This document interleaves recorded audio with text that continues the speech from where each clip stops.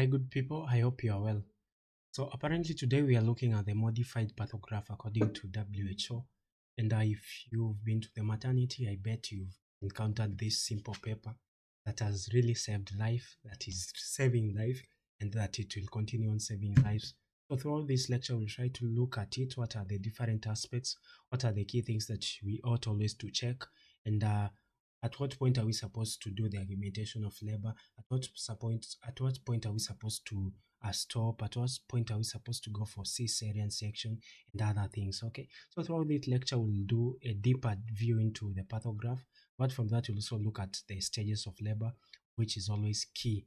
So if you're new to the channel, we kindly urge you to give us a subscription, like the work that you are doing, and everything will be okay. For that reason, let's roll it down.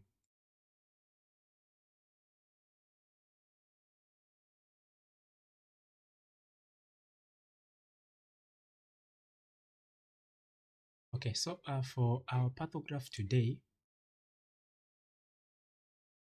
we are looking at this pathograph, which is a modified pathograph according to the World Health Organization, that is WHO.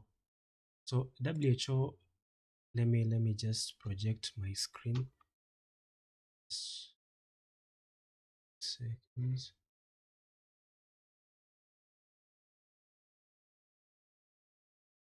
Okay, so for pathograph, it's always a graph that we mainly use to record the progress of labor. Two, you always ought to know that it's supposed to be used by skilled birth attendants. So it's not anyone. Okay, you're supposed to have the skills for you to use this tool, because we've said it's a tool that is really saving lives, that has saved lives, that is saving, and it will continue on. Okay, it's supposed to be used by skilled birth attendants. Apart from that, it should be used in all facilities that are conducting deliveries. It means in every delivery, you're supposed to always use the pathograph. Okay, then you need also to start once the woman is established that she is in labor. Okay, so how can we establish that a woman is in labor? So for we to come up with the correct diagnosis of established labor, we look at the three things. One, we look at, does the woman have regular 3 contractions in 10 minutes at least? Okay, progressive shortening and thinning of the cervix, and cervical dilatation of more than 4 centimeters. At this point, we can now start using a pathograph. So those are the three things that you're supposed always to have a clear look at it. We've looked at the cervical dilatation of 4 centimeters or even more, and the mom has a cervical dilatation of 7 centimeters. Will I start? Yes, you'll start, because it's always past 4 centimeters. Progressive shortening and thinning of the cervix. What about the contractions? The contractions regular. 3 contractions, uterine contractions in 10 minutes. At this point, you are clear now to make a correct diagnosis and start using this pathograph. For that case, you always ought to look at the latent phase. Okay, so latent phase always comes at term. Okay, and in most cases, you'll always find that the membranes are always intact, contractions are mild to moderate, and the cervical dilatation at this point, you'll find it's always less than 4 centimeters with an effacement of less than 50%. So at this point, it means we cannot start using our pathograph. Okay, why? Because it has not yet met the criteria. Which criteria? We've looked at the cervical dilatation of more than 4 centimeters. Okay, up to that point, I hope we are at par. Okay, so you'll always find there are mothers who will have prolonged latent phase. Okay, the latent phase, it prolongs, it takes more period of time. You're only supposed to look for the cause, what is causing this. Apart from that, you might find it's not labor, it's false labor, and for that reason, let's look at false labor. So for false labor, you always ought to investigate the cause of the preterm contractions, and you're supposed to diagnose and come up with the proper treatment. What are the possible things that can predispose one to preterm contractions? One, we talk of things like vaginosis, we talk of urinary tract infections, abbreviated as UTI, then finally malaria. So as you diagnose, you come up and you treat all these, it means the preterm contractions will be gone and the pregnancy is still viable, and the mother can progress until she becomes term for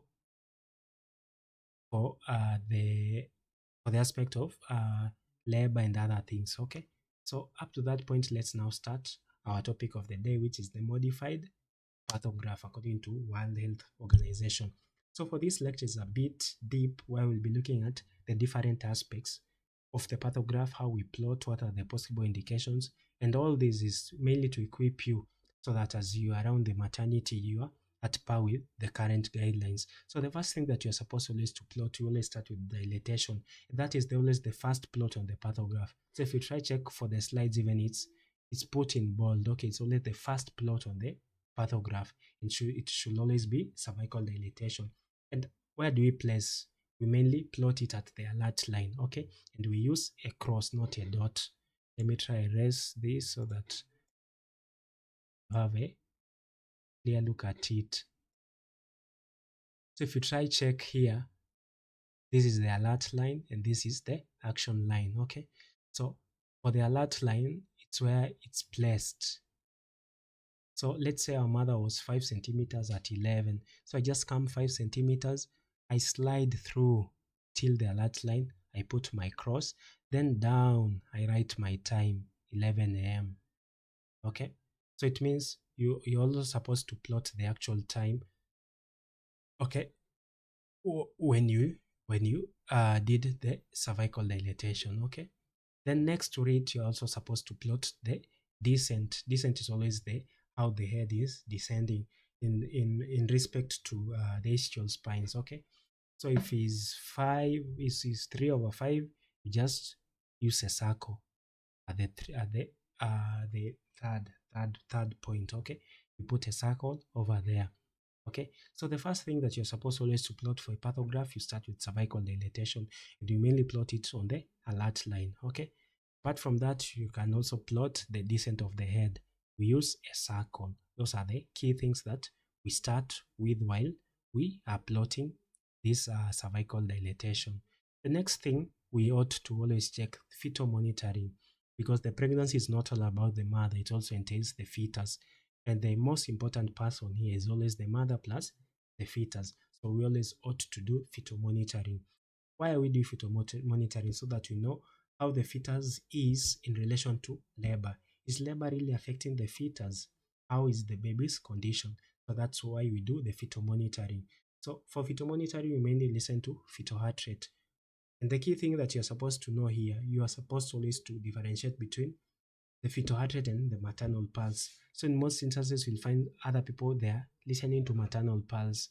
And for instance, that is not the right thing. So you always ought to listen to the fetal pulse, okay? So how do we plot this fetal heart rate? So we plot the fetal heart rate with a dot, okay? Then we do it every half hourly, so every 30 minutes. So like this was 128, okay? The next one was 138, the next one 128. Let's say the next one was like 140, use a dot. The next one was like 130. As you continue on. So as you'll be plotting this, you can join them using a straight line. There is no harm, okay? Just join them using a straight line. Why are we doing this? We are trying to check if you're having any variability. Of course, it's supposed to be there because we are also the mother is contracting, okay? So we're supposed to have a variable accelerations and the decelerations in reference to how the contractions are, okay? So you always plot the fetal heart rate using a dot. Every 30 minutes, you can join the dots and always differentiate between the maternal pulse and the fetal heart rate. Up to that point, I hope we are at par. If you're having any questions, you can just put it down the chat box, then we'll continue with them. The next thing we check for is always the amniotic fluid, membranes, and the molding. So I'll try to separate them. One, we'll start with the membranes. For membranes, let's say we've done our vaginal examination, okay? So you've done your vaginal examination, you can feel the membrane. So it means the membranes are still intact. So you put an I, okay? So here, if my membranes are still intact, I put an I, because I cannot examine the amniotic fluid since my membranes are still intact, okay?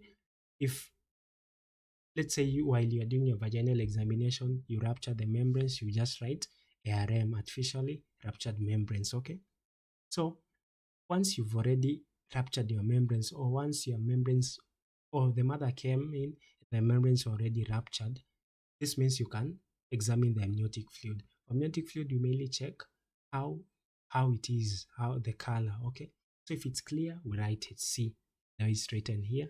Let's say I've done my vaginal examination. My amniotic fluid, I'm finding it has meconium, so I write M. Okay, then probably then I'm seeing it contains some blood. Okay, just write B. So that's about the membranes and the amniotic fluid.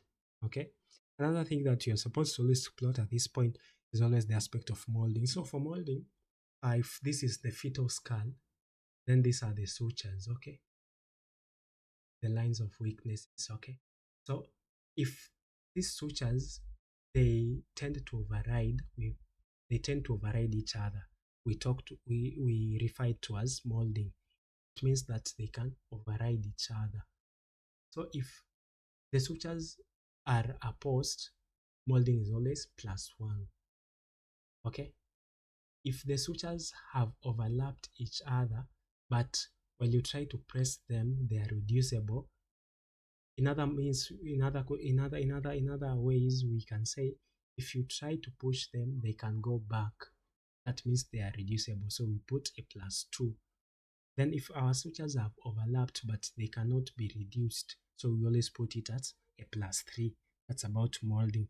So as we are looking at this pathograph, you are something that you're supposed to write it down. Each parameters has its own meaning. If you're having molding of a +3, it means if you try check the passage and the passenger, there is a problem. Okay, so we ought to always start think of issues like cephalopelvic disproportion, that is PD, among others. Amniotic fluid, I've gotten something like Meconium grade 1. At this point, there should be something that I'm supposed to do, and that is the essence of using this pathograph. Amniotic fluid, probably the mother is around 7 centimeters, but the contractions are a little bit down. Yeah. Then I've done my vaginal examinations. The membranes are still intact. It means there is something that I can do, and that is the essence of now using this pathograph, and that's why we are learning it today. Okay, so after the amniotic fluid, membranes, and the molding, let's look at the contractions. Okay, so contractions, we mainly monitor now the mother. How do we monitor for our contractions? If this is the abdomen of the mother, we mainly go at the fundus. Okay, because we always talk of the aspect of the fundal dominance. Okay, so at the fundus is where you place your hand and you feel. So if the fundus is that hard, it means the mother is contracting. So you record the number of contractions in 10 minutes. I'll just place, I'm having the first contraction, the second contractions, third contractions in 10 minutes. So if there are 3, we're having 3 contractions. Apart from that, you're supposed to indicate the duration and the strength. Okay, so the first contraction lasted 30 seconds, the second contraction lasted 25, the third contraction lasted 30 seconds. Okay, so that means is within this parameter. We are also given some parameters. If it's over 40, that is strong, we shed it that way. If it's 20 to 40 seconds, that's how we shed, and the other one we put a dot. Okay, so let's say I've done my contractions, I've placed my hands on the fundus. So I've gotten 3 contractions, each lasting around 30 seconds. So it means it's part of the moderate contraction. Sorry, it's not mild. Okay, so I'll just shed the 3 boxes because there are 3 contraction in 10 minutes, each lasting 30 seconds. That's about the contractions. Next, let's look at the maternal vital signs. So what do we check for maternal vital signs? We mainly check for maternal pulse. Apart from that, we also need to check for maternal blood pressure and temperature. So for maternal pulse, we mainly do it after every 30 minutes. Okay, then how do we plot it? We use a dot. Okay, if our pulse was around 90, I'll just use a dot here, 90. Then after 30 minutes, I also do another, and after 30 minutes, I also do another. So while you are doing the contraction of the fetal heart rate, you're also supposed to check the maternal pulse. Okay, Blood pressure, we mainly do it after every 4 hours unless there is an indication, okay? Apart from that, we also need also to plot the temperature after every 4 hours. So for blood pressure, we use the arrows. If it was 130, you just place an arrow 130 over 80. 80, then you join it to the straight line. That's how we do. Blood pressure, you just write it down. Okay? Up to that point, we've covered the maternal vital signs. So we are just remaining with the two things, which is the drugs and the urine as part of the pathograph. Why don't we take just a short break, a 10 seconds break, then we go back. So you can just sip some water, then we'll be back.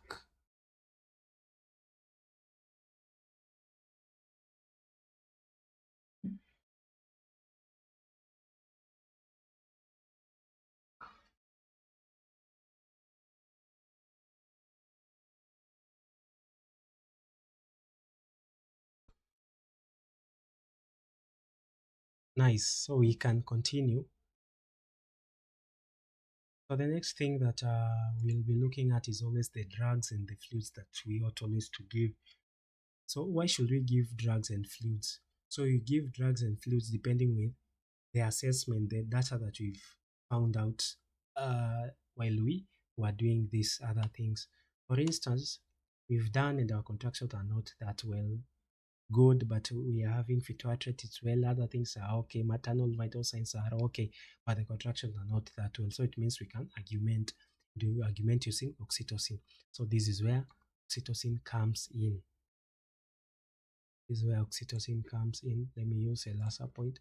This is where oxytocin comes in. So if I augmented, I'll just write oxytocin. How many 10 are you in? Like 500 mils of normal saline. How many drops did I give? I gave 8. Okay. So while you are doing this, you always you record the drops per minute, but after every 30 minutes, after every half an hour, that's what you're supposed to give. But from that, let's say you looked at the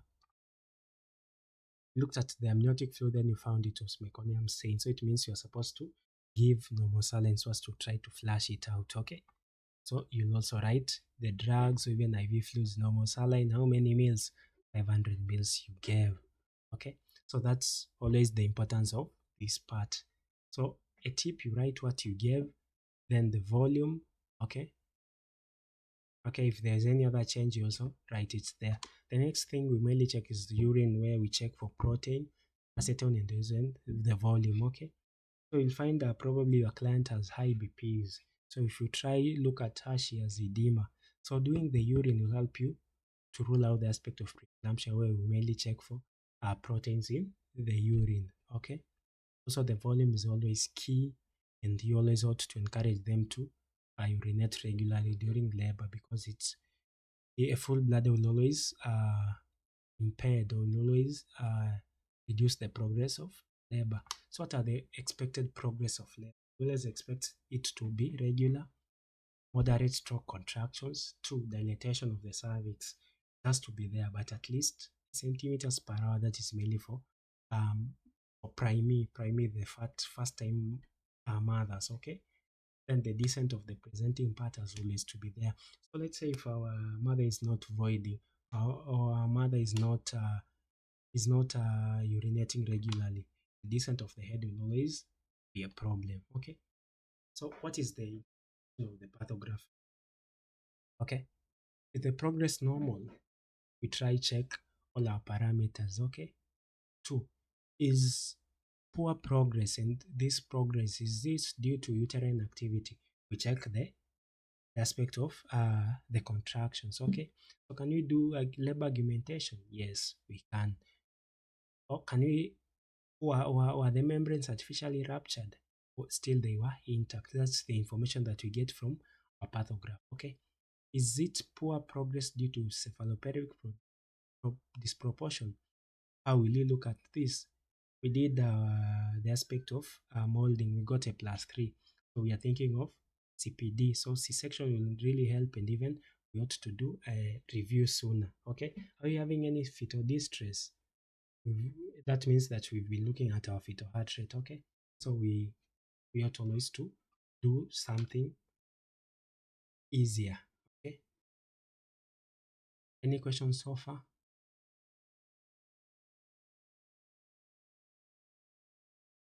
Okay. So that's all about our pathograph.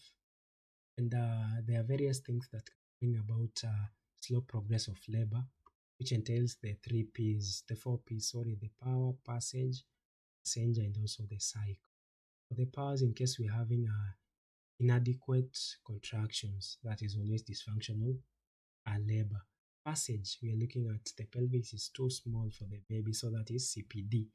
Passenger, probably having an abnormal presentation, not the cephalic presentation, even positioning or fetal abnormality like the issues of hydrocephalus, even the psych that is mainly maternal. Okay.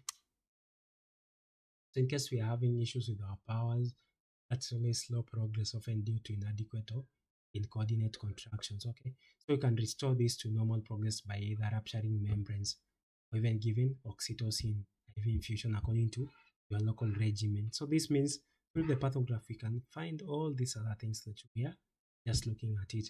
And while you are doing all this, you're supposed to always reassess in 2 hours. Okay. If you're having no any further progress, then you ought to always deliver by C-section. Okay. Passenger. Passenger, we've talked of issues like CPD, passenger in the passage, or malpresentation, malpositioning, or even fetal abnormality. In case you're having any slow progress of labor, it might be due to P's. Okay.